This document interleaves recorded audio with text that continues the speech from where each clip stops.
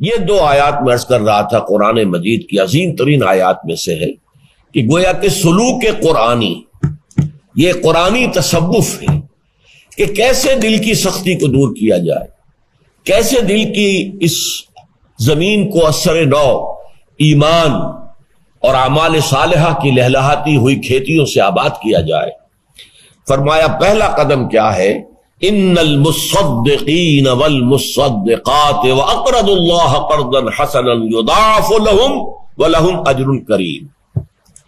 یقیناً بہت صدقہ کرنے والے مرد اور بہت صدقہ کرنے والی عورتیں، اور وہ کہ جو اللہ کو قرض حسنہ دیں، ان کے لیے دگنا کر دیا جائے گا، بڑھا دیا جائے گا، بڑھا چڑھا دیا جائے گا، اور مزید اضافی طور پر بہت باعزت انہیں اجر بھی ملے گا۔ یہ آیت اس اعتبار سے بہت اہم ہے کہ اول تو اس میں اللہ تعالیٰ کی رضا کے لیے خرچ کرنے کے دو مدیں علیحدہ کر دی گئی۔ ایک ہے صدقہ۔ صدقہ جو ہے اصل میں ہے خیرات، غریبوں کے لیے، مسکینوں کے لیے، یتیموں کے لیے، یعنی انسانی برادری ہی کے اندر جو محرومین کا طبقہ ہے اس کی مدد، اس کی تکلیف کو ختم کرنے کی کوشش، بھوکے کو کھانا کھلانا، جس کے پاس لباس نہیں ہے اس کا تن ڈھانپنا، جو بیمار ہے علاج نہیں کر سکتا ہے اس کا علاج کروانا، وغیرہ وغیرہ۔ اور پچھلے زمانے میں ہوتا تھا راستے میں پیاؤ لگا دینا، پانی کا اہتمام کر دینا، اور اسی طریقے سے سبیل ہمارے ہاں کہتے ہیں، ہندی میں پیاؤ کہتے تھے اس کو، سبیل لگی ہوئی ہے، مطلب یہ کہ اللہ کے راستے میں کسی نے یہاں پر پانی کا اہتمام کیا ہے، کنواں کھدوا دینا، سرائے بنا دینا، وغیرہ وغیرہ۔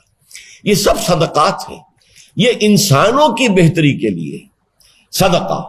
یہ اصل میں متصدقین والمتصدقات باب تفاعل سے ہے،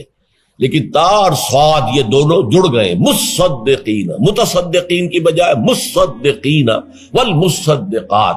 یقیناً صدقہ اور خیرات کرنے والے مرد اور صدقہ اور خیرات کرنے والی عورتیں۔ اچھا، دوسری مت کیا ہے؟ وَأَقْرَضُوا اللَّهَ قَرْضًا حَسَنًا، اور وہ کہ جو اللہ کو قرض حسنہ دیتے۔ یہ اللہ کا قرض حسنہ کیا ہے؟ اس کے دین کے لیے خرچ کرنا، اس کے پیغام کی نشر و اشاعت کے لیے خرچ کرنا، اس کے دین کو قائم کرنے کی جد و جہد کے لیے یہ اللہ کے لیے خرچ کر رہے ہیں۔ اب یہ انسانوں کے لیے نہیں کر رہے ہیں، اللہ کے لیے کر رہے ہیں، تو اسے اللہ تعالیٰ اپنے ذمے قرض سے تعبیر کرتا ہے، گویا کہ تم نے مجھے قرض دیا ہے۔ اس سے پہلے یہ آیت آ چکی ہے، 11ویں آیت، من ذا الذی یقرض اللہ قرضا حسنا فیضاعفہ لہ ولہ اجر کریم۔ کون ہے وہ باہمت لوگ جو اللہ کو قرض حسنہ دے؟ تو وہ لوگ کہ جو پھر اللہ کے دین کے لیے، اس کے نشر و اشاعت کے لیے، اس کی تبلیغ کے لیے، اس کو دنیا تک عام کرنے کے لیے، اس کے پیغام کو پھر کسی جگہ اس کو قائم کرنے کے لیے اس کی جد و جہد میں پیسہ خرچ کرتے ہیں، تو ان کے لیے نمبر ایک تو یہ کہ ان کا جو کچھ دیا ہوا ہے وہ لوٹا دیا جائے گا، اور اللہ کو دیا ہوا قرض حسنہ وہ ہے کہ جو بڑھا چڑھا کر دیا جائے گا۔ دنیا میں قرض حسنہ وہ ہے جس میں آپ کسی اضافے کی توقع نہ رکھیں۔ ویسے کوئی مقروض جو ہے اپنی مرضی سے اگر لوٹاتے ہوئے کچھ زائد کر دے تو وہ حرام نہیں ہے، لیکن یہ کہ پہلے سے طے ہو اور آپ توقع رکھتے ہو اور آپ چاہتے ہو کہ آپ کو کوئی اضافی شے ملے اپنے اس قرض دی ہوئی رقم پر، تو وہ حرام ہے، حرام مطلق۔ لیکن اللہ تعالیٰ کو آپ دیں تو توقع رکھیے کہ اللہ 100 گنا نہیں 700 گنا اور اس سے بھی زیادہ جتنا چاہے گا بڑھا کر دے گا، اور پھر یہ ہے کہ اضافی طور پر اجر عظیم ہے۔ اچھا، اب یہ فرمائے کہ اس کا تعلق کیا ہے سلوک سے؟ اس کو یوں سمجھ لیجئے کہ انسان کے دل میں سختی پیدا کرنے والا اصل عنصر، اصل عامل وہ ہے دنیا کی محبت، اور دنیا کی محبت کا سب سے بڑا مظہر ہے حب مال، دولت کی محبت۔ یہ ہے جس نے کہ اندر زمین کے اندر جو ہے سختی پیدا کر دی ہے، دل کے اندر خشونت پیدا ہو گئی ہے، دل کے اندر قساوت پیدا ہو گئی ہے۔ اس کو رفع کرنے کا یہی ہے، حل چلاؤ اور اس میں سے مال نکالو۔ اللہ کے بندوں کی اذیتوں کو ختم کرنے کے لیے، تکلیفوں کو رفع کرنے کے لیے، ان کی مشکلات کو رفع کرنے کے لیے خرچ کرو، اللہ کے دین کے لیے خرچ کرو۔ جتنا اس میں سے مال نکالو گے اتنی ہی گویا کہ امپیورٹیز جو ہے تمہارے اس دل کی زمین میں سے نکل کر باہر ہو جائیں گی، اور اس کے بعد ایمان کا بوجھ اگر اس میں بیج ڈالو گے، وہ ایمان کا بیج جو ہے وہ پھر پوری طرح برگو بار لائے گا۔ زمین سخت تھی، بارش بھی پڑی لیکن وہ چلی گئی، قرآن بھی سنا لیکن اس کا کوئی اثر نہیں ہوا، اس لیے کہ دل اندر سے سخت ہے۔ اس کے بعد یہ ہے کہ کچھ آدمی چاہتا بھی ہے کہ ایمان مجھے حاصل ہو جائے، تو کیسے حاصل ہو جائے گا؟ اندر تو وہ دولت کی ہوس اور دولت کی کشش اور دولت کی محبت نے قبضہ جمایا ہوا ہے، تو دل میں تو ظاہر بات ہے کہ ایک ہی شے رہ سکے گی، یا اللہ کی محبت یا دنیا کی محبت، یہ دونوں بیک وقت نہیں رہ سکتی۔ ہاں اللہ کی محبت اوپر ہو، اس کے نیچے انسان دنیا میں بھی محنت کرتا ہے، حلال کمائی کے لیے بھاگ دوڑ کرتا ہے، وہ جائز ہے۔ اللہ کی محبت بالا ترین ہو تو پھر اولاد کی بھی محبت ہو، کوئی حرج نہیں ہے، والدین سے محبت ہو، بہت ہی اچھی بات ہے، بڑی نیکی کا کام ہے، شوہر اور بیوی میں محبت ہو، بہت اچھی بات ہے، مطلوب شے ہے، لیکن یہ کہ اللہ کی محبت اور اللہ کا یقین اور ایمان بالا ترین ہو جائے،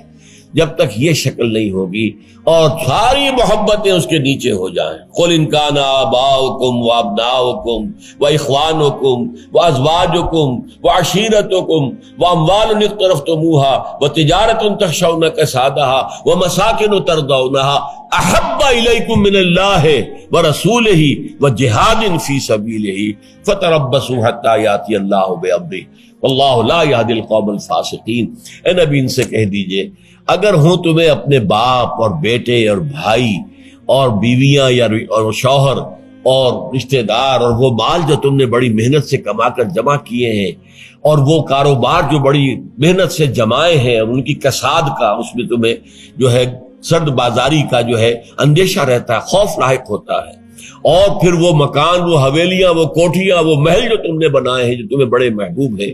اگر ان 8 چیزوں کی محبت، اللہ کی محبت سے، اللہ کے رسول کی محبت سے، اللہ کی راہ میں جہاد کرنے کی محبت سے اگر یہ چیزیں بالا تر ہے تو جاؤ، دفع ہو جاؤ، بیٹھو وہاں، انتظار کرو اللہ کے فیصلے کا، یہاں تک کہ اللہ کا حکم آ جائے، اور اللہ ایسے ناہنجاروں کو، ایسے فاسقوں کو ہدایت نہیں دیتا۔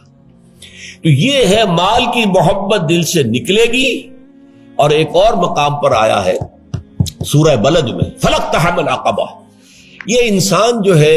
یہ گھاٹی کو عبور نہیں کر پایا۔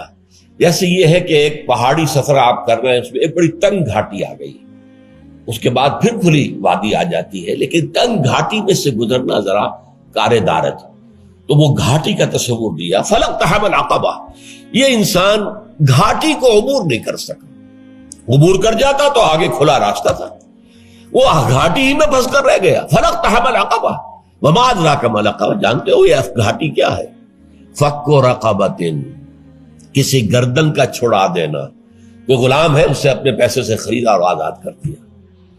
فک رقبۃ او اطعام،